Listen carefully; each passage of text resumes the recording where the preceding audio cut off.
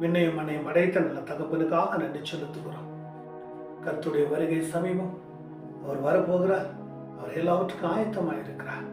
நாளிலே யாக்கோபிலே 5ஆம் அதிகாரத்தில் 8ஆம் வசனத்தை சொல்லுகிறது, நீங்களும் நீடிய பொறுமையோடு இருந்து உங்கள் இருதயங்களை ஸ்திரப்படுத்துங்கள், கர்த்தருடைய வருகை சமீபமாக இருக்கிறது.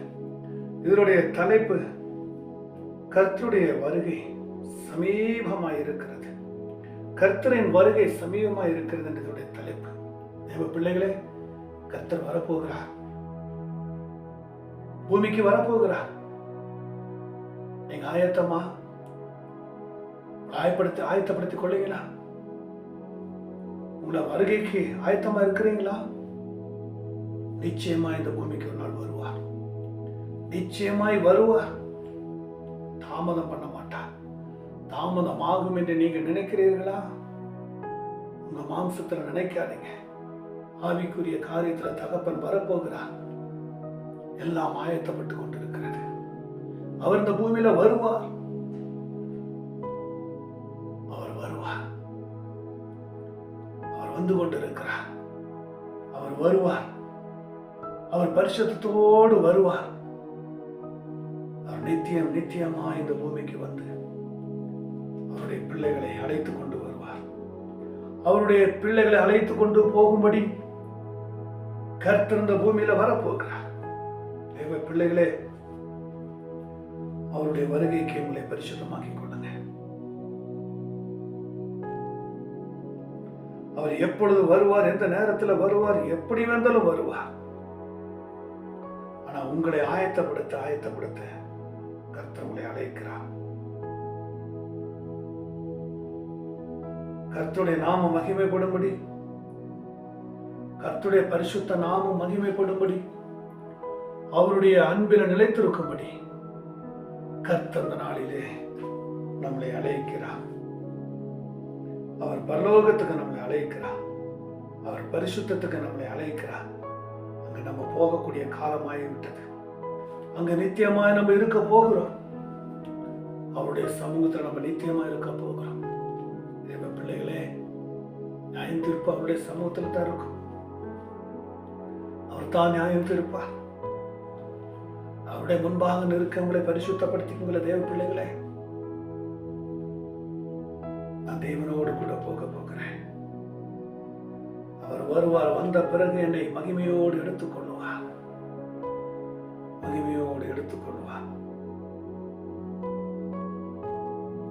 அவர் சொல்லுகிறார், தெசலோனிக்கா 4ஆம் அதிகாரத்தில் 16ஆம் வசனம், கர்த்தர்தாமே ஆரவாரத்தோடு பிரதான தூதரோடு சத்தத்தோடு தெய்வ காலத்தோடு வானத்தில் இறங்குவார். அப்பொழுது கிறிஸ்துவர்கள் மரித்தவர்களோடு இறங்குவார். இந்த பூமியில நீங்க பாவத்துக்கு மரித்து கிறிஸ்துவுக்குள் பிழைக்கணும், நீதிக்கு பிழைக்க வேண்டும். நீங்கள் கர்த்தர் வரும்பொழுது அவருடைய முன்பாக நிற்க பரிசுத்தத்துக்கு ஜீவனுள்ளவர்களாய் இருக்கணும். உண்மைக்கு ஜீவனுள்ளவர்களாய் இருக்கணும். உத்தமத்துக்கு ஜீவன் உள்ளவர்களாய் இருக்கப்பட வேண்டும். கர்த்தர் தாமே இந்த பூமிக்கு ஆரவாரத்தோடு வரப்போகிறார். எக்கால துணியோடு கூட வரப்போகிறார். அப்பொழுது கிறிஸ்துவுக்குள் மரித்தவர்கள் முதலாவது எழுந்திருப்பார்கள். கிறிஸ்துவுக்குள் மரித்தவர்கள் முதலாவது எழுந்திருப்பார் என்று சொல்லுகிறார். அப்போஸ்தலர் 1ஆம் அதிகாரத்தில் 11ஆம் வசனம் இப்படியாய் சொல்லுகிறது. இந்த வசனத்தை நாம் வாசிப்போம். 1ஆம் அதிகாரத்தில் 11ஆம் வசனம், கலிலேய மனுஷர்களே, நீங்க ஏன் வானத்தை அண்ணாந்து பார்த்து நிற்கிறீர்கள்? இடத்துல வானத்துக்கு எடுத்துக்கொள்ளப்பட்ட இந்த இயேசுவை எப்படி உங்கள் கண்களுக்கு முன்பாக வானத்துக்கு எழுந்திருப்பார், அப்படியே மறுபடியும் வருவார். அவர் சொல்லிட்டு போயிட்டார். அந்த பூமியில நான் வராம இருக்க மாட்டேன். நான் உங்களை ஒரு நாளும் கைவிட மாட்டேன். நான் உங்களை விட்டுட்டு போக மாட்டேன். நான் உங்களை விட்டுட்டு போக மாட்டேன். உங்களை திக்கற்றவர்களா விட்டுட்டு போக மாட்டேன். உங்க கண்ணீரா அந்த பூமியில விட்டுட்டு போக மாட்டேன். உங்களை வியாதிய நோயா என்று விட்டுட்டு போக மாட்டேன். உள்ள நரிகளுக்கும் நாய்களுக்கும் பேய்களுக்கும் நான் உங்களை விட்டுட்டு போக மாட்டேன். நான் போவேன், திருப்பி வருவேன். கிறிஸ்துவுக்குள் மரித்தவர்களை என் பிள்ளையா மாற்றுவேன். அவரை எழுப்புவேன், என் பிள்ளையா எடுத்துக்கொள்வேன். என் பிள்ளையா என் கூடாரத்தில் இருப்பார்கள், என் கூட அவங்க இருப்பாங்க, சிங்காசனத்தில் இருப்பாங்க. சிறுவர்களை புதிய குப்பையில் தூக்கி எடுத்துடலாம். அச்சாவின் அரசரின் ஸ்தானத்தில், அவருடைய ஸ்தானத்தில் வைப்பார். என்ன ஒரு ஆச்சரியம், என்ன ஒரு ஆச்சரியம் பாருங்க. அவருடைய சமூகத்தில் உங்களை வைப்பார். முதலாவது வருகை, இரண்டாவது ஆண்டவர் சொல்லுகிறார், உங்களை ஆயத்தப்படுத்திக் கொள்ளுங்க. மத்தேயு சுவிசேஷத்துல 25ஆம் அதிகாரத்துல 10ஆம் வசனம் சொல்லுகிறது, அப்படியே அவர்கள் வாங்க போன பொழுது மணவாளன் வந்துவிட்டார். ஆயத்தமாயிருந்தவர்கள் ரோடு கூட கல்யாண வீட்டுக்கு பிரவேசித்தார்கள். கதவு அடைக்கப்பட்டது. தேவன் வருவார். உங்களை ஆயத்தப்படுத்திக் கொள்ளுங்க. முதல்ல வருகை, இரண்டாவது ஆயத்தப்படுத்திக் கொள்ளுங்க. உங்களை ஆயத்தப்படுத்திக் கொள்ளுங்க. உங்களை பரிசுத்தத்துக்குள் ஆயத்தப்படுத்திக் கொள்ளுங்க. அவர் வரும்போது உங்களுடைய தூய்மையை பார்க்க வேண்டும்.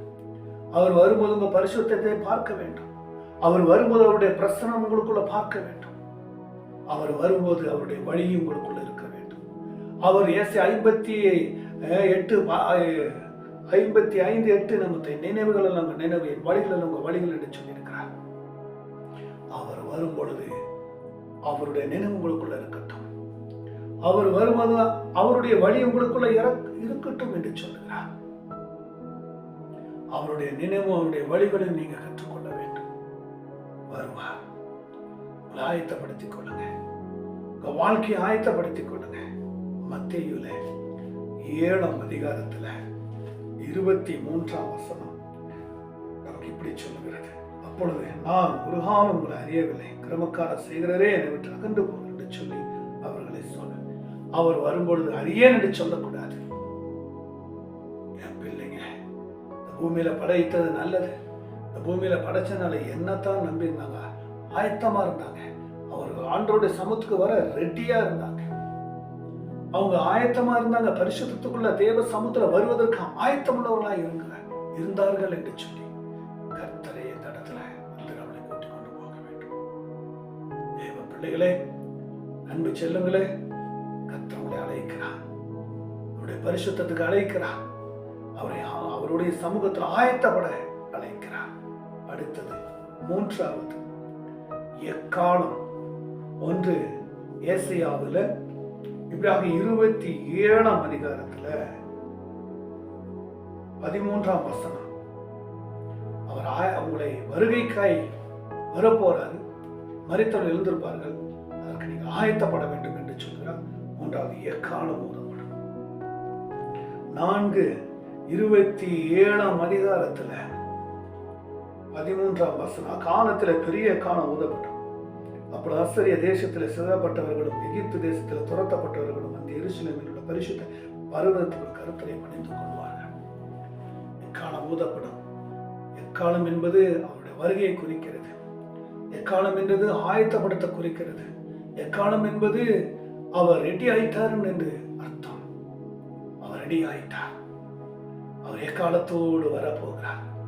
அப்பொழுது எகிப்தில் இருக்கிற ஜனங்களையும், சிதறடிக்கப்பட்ட அசரிய தேசத்தில் இருக்கிற ஜனங்களையும், எகிப்தின் தேசத்தில் துரத்தப்பட விட்டவர்களும் எருசலேமில் உள்ள பரிசுத்த பர்வதத்துக்கு கர்த்தரை பணிந்து கொண்டு வருவார்கள். ஒரு யூதனை பிடித்து 10 பேர், உங்க தேவன் என் தேவன், நான் எப்படி தேவ சமூகத்துக்கு ஆயத்தப்பட வேண்டும், எப்படி நான் அவருடைய எக்காலத்தை கேட்கப்பட முடியும், எப்பொழுது அவர் வருகை வருவார், எனக்காக ஜெபித்துக் கொள்ளுங்கள், எனக்காக நீங்க வேண்டுதல் செய்து கொள்ளுங்கள், எனக்காக நீங்க ஜெபித்துக் கொள்ளுங்கள் என்று சொல்லி அந்த யூதா, அந்த தேவ மனிதனோடு கூட சாதிகள்லாம் வருவாங்களாம், மதமினங்கள் மத ஜனங்கள்லாம் வருவாங்களாம். கர்த்தர் தான் தெய்வம், அவர்கிட்ட தான் ராஜ்யம் இருக்கிறது, அவர்கிட்ட தான் சகலத்தை ஒப்படைக்கப்பட்டிருக்கிறது, அவர்கிட்ட தான் நித்தியமான வாழ்வு இருக்கிறது. நான் ஆயத்தப்பட வேண்டும், அவருடைய குரலை கேட்கப்பட வேண்டும், எங்களை ஆயத்தப்படுத்திக் கொள்ளுங்கள் என்று சொல்லி அந்த யூதா ஜனத்தை பிடித்துக் கொண்டு ஜனங்கள் ஓடி வருவார்களாம். இன்னைக்கு நீங்க எப்படி, உங்க வாழ்க்கை எப்படி, நீங்க எப்படி தேவ சமூகத்தில் நெருங்க போறீங்க, அவருடைய வருகைக்கு எப்படி இருக்க போறீங்க, அவருடைய வருகைக்கு தைரியமா இருக்க முடியுமா, அவருடைய வருகைக்கு எப்படி நீங்க ஆயத்தப்பட போறீங்க? தேவ பிள்ளைகளை, இப்பொழுதே உங்களை ஆயத்தப்படுத்திக் கொள்ளுங்க. இப்பொழுதே உங்களை பரிசுத்தமாக்கிக் கொள்ளுங்க. இப்பொழுதே அவருடைய வருகைக்கு ஆயத்தம் உள்ளவர்களாயிருங்க. வரப்போகிறார். எப்படி இந்த பூமியில அற்புதம் செய்து, எப்படி இந்த பூமியில நன்மைகளை செய்து, எப்படி இந்த பூமியில ஆசீர்வாதத்தை கொடுத்து, சத்தியத்தை போதித்து, ஜனங்களுக்கு கர்த்தர் தான் தெய்வம் என்று வெளிப்படுத்தி அறிவித்து, அவர் எப்படி மறுரூபமாயிட்டு மேல போனாரோ அப்படியே போன மாதிரியே திரும்பி வருவார். அவர் நம்மளை விட்டுட்டு போகல. அவர் விட்டுட்டு மறைந்து போகல. அவர் நம்மளை விட்டுட்டு ஒளிந்து போகல. நம்மளை கை விட்டுட்டு போகல. நம்மளை விலக்கி விட்டுட்டு போகல. நம்மளை ஒதுக்கி விட்டுட்டு போகல. நீ துன்பத்திலேயே கடை, நீ வருத்தத்திலேயே கடை, நீ வேதனையிலேயே கடை, நீ கண்ணீரிலேயே கடை, நீ சாபத்திலே மூழ்கி கடை என்று சொல்லி அவர் விட்டுட்டு போகல. என் தேவ பிள்ளைகளே, அவர் போனது நல்லது. அவர் திரும்பி வந்து நம்மளை அழைத்து கொண்டு போவார். அவர் திரும்பி வந்து நம்மளை அழைத்து கொண்டு போவார். அவருடைய ஸ்தானத்தில் அமர்ந்திருக்க, அவருடைய பரிசுத்த ஸ்தலத்தில் அமர்ந்திருக்க, அவருடைய தூய்மை என்கிற ஸ்தானத்திலும் ஸ்தலத்திலும் அமர்ந்திருக்க இப்பவே ஆயத்தப்படுத்த விரும்புகிறார். தேவ பிள்ளைகளே, ஒரே ஒரு வாழ்க்கை தான், ஒரே ஒரு வாழ்க்கை தான். கஷ்டமோ நஷ்டமோ லாபமோ உயர்வோ மேன்மையோ தாழ்மையோ கவலைப்படாதீங்க. இந்த அப்பா காட்டிலும் நமக்கு என்ன வேணும்? இந்த ராஜா காட்டிலும் நமக்கு என்ன வேணும்? இந்த பூமியில கர்த்தரை விட்டு எப்படி வாழ முடியும்? இந்த கர்த்தரை இல்லைன்னா நம்ம எப்படி இந்த பூமியில மூச்சு விட முடியும், பேச்சு விட முடியும், உணவருந்த முடியும், தூங்க முடியும், எந்திருக்க முடியும், நாட்கள் நடக்க முடியும், எப்படி பராமரித்து பாதுகாத்து இருக்க முடியும்? தேவ பிள்ளைகளே, கர்த்தர் உங்களை அழைக்கிறார். அவருடைய வீட்டுக்கு அழைக்கிறார். அவருடைய ராஜ்யத்துக்கு அழைக்கிறார். அவருடைய பிரசன்னத்துக்குள் அழைக்கிறார். அவருடைய அன்பின் தாழ்மைக்குள் அழைக்கிறார். அவர் நீடிய சாந்தம் உள்ள தேவனாயிருக்கிறார். தேவ பிள்ளைகளே, ஒரே ஒரு வாழ்க்கை தயவு செய்து கெஞ்சி கேட்கிறேன். உலகத்தை சார்ந்து கொள்ளாதீங்க. உலக சூழ்நிலை சார்ந்து கொள்ளாதீங்க. உலக அசுத்தத்துக்கு சார்ந்து கொள்ளாதீங்க. உலகம் எல்லாம் வேஷமும் பாவமும் சாபமும் இருளும் நரகமும் ஆயிருக்கிறது. இந்த அப்பா கிட்ட அழைக்கிறார். இந்த தேவ அப்பா கிட்ட உங்களை அழைக்கிறார். இப்பொழுதே உங்களை திருத்திக் கொள்ளுங்க. இப்பொழுதே ஆயத்தப்படுத்திக் கொள்ளுங்க. இப்பொழுதே அவருடைய எக்கால சத்தத்துக்கு கேட்கும்படி உங்க செவிகளை திறந்து கொடுங்க. இப்பொழுதே அவருடைய வருகைக்கு கிறிஸ்தவர்கள் மரித்து உயிரோடு எழுப்புவார் என்று சொன்னது போல, நான் மரித்து எழுந்திருப்பேன், நான் மரித்தாலும் உயிரோடு எழுந்திருப்பேன், அவர் வருவார் என்று எழுப்புவார், என்னை பரிசுத்தத்துக்கு எழுப்புவார் என்று அவங்களுக்கு ஒரு வைராக்கியம் வரட்டும். அன்பு தேவ பிள்ளைகளே, தயவு செய்து இப்பொழுதே உங்க ஆவியாத்மா சரீரத்தை ஒப்பு கொடுங்க. தேவ பிள்ளைகளே, ஒப்பு கொடுங்க. மண்டை இடிச்சுக்கிட்டு, கவலைப்பட்டுக்கிட்டு, வருத்தப்பட்டுக்கிட்டு, வாழ்வா சாவா என்று சொல்லி மனையை உடைந்து கடவுள் தூக்கி போடுங்க. மாம்சத்தை, உலகத்தை தூக்கி போடுங்க. உருவாக்கினர் உள்ளத்துல வைங்க. வாழ்க்கை செழிப்பா இருக்கும், வாழ்க்கை நிறைவா இருக்கும். இப்பொழுதே என் தேவ பிள்ளைகளை ஒப்பு கொடுங்க. கர்த்தர் உங்களை அழைக்கிறார். பரிசுத்தத்துக்கு அழைக்கிறார், பரலோகத்துக்கு அழைக்கிறார், மகிமைக்கு அழைக்கிறார். அங்கு போய் சந்தோஷமா இருக்க போகிறோம். அங்கு போய் நித்தியமா இருக்க போகிறோம். இப்பொழுதே ஒப்பு கொடுங்க. இந்த யூடியூப் வழியாய் பார்க்கிற கேட்கிற தேவ பிள்ளைகளே, இந்த வசனம் எல்லாம் நம்புங்க. எல்லாவற்றையும் நம்புங்க. நல்ல வழியை கொண்டு வர்றது கர்த்தர் மாத்திரம் தான். பரலோகத்துக்கு கொண்டு போகிற வழி கர்த்தர் மாத்திரம் தான். பரிசுத்தத்துக்கு கொண்டு போறது வழி கர்த்தர் மாத்திரம் தான். ஆயத்தமா இருக்கும்படி சொல்லுகிறது கர்த்தர் மாத்திரம் தான். எக்கால சத்தம் வரும், அப்பொழுது நீங்க கர்த்தருக்குள்ள மகிழ்ந்து அவருடைய குரலை கேட்பீங்க என்று சொல்றது கர்த்தர் மாத்திரம் தான். மரித்து உயிரோடு எழுப்பி உங்களை பரலோகத்துக்கு கூட்டு போறது கர்த்தர் மாத்திரம் தான். அவர்கிட்ட தான் நித்தியம் இருக்கிறது. அவர்கிட்ட தான் சந்தோஷம் இருக்கிறது, நிறைவா இருக்கிறது. அங்கு மகிமையா இருக்க போகிறோம். முகமுகமா அவரை தரிசிக்க போகிறோம். தேவ பிள்ளைகளை ஒப்பு கொடுங்க. சோர்ந்து போகாதீங்க, கவலைப்படாதீங்க. எதை குறித்தும் சோர்ந்து போகாதீங்க. தைரியமா வாழுங்க, சந்தோஷமா வாழுங்க. என் கூட கர்த்தர் இருக்கிற, என்னை வாழ வச்சுட்டு இருக்கிறாரு, என்னை வழிகாட்டுவார், எனக்கு நான் தெய்வம் கொண்டு போவார் என்ன பரலோகத்துக்கு என்ற அந்த நம்பிக்கை உங்களுக்குள்ள வளரட்டும். கர்த்தர் உங்களை கூட்டிட்டு போவார். எதை குறித்து கவலைப்படாதீங்க. தைரியமா வாழுங்க, சந்தோஷமா இருங்க.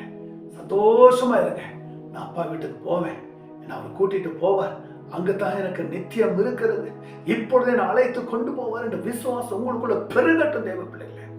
இரவும் பகலும் செபிங்க, ஆவியில நிரம்புங்க. கர்த்தர் உங்களை நடத்துவார். ஒரு நாளும் உங்களை கைவிட மாட்டார். அந்த தேவ சமூகத்துல இந்த ஜபத்தையும் இந்த வசனத்தையும் நம்புங்க.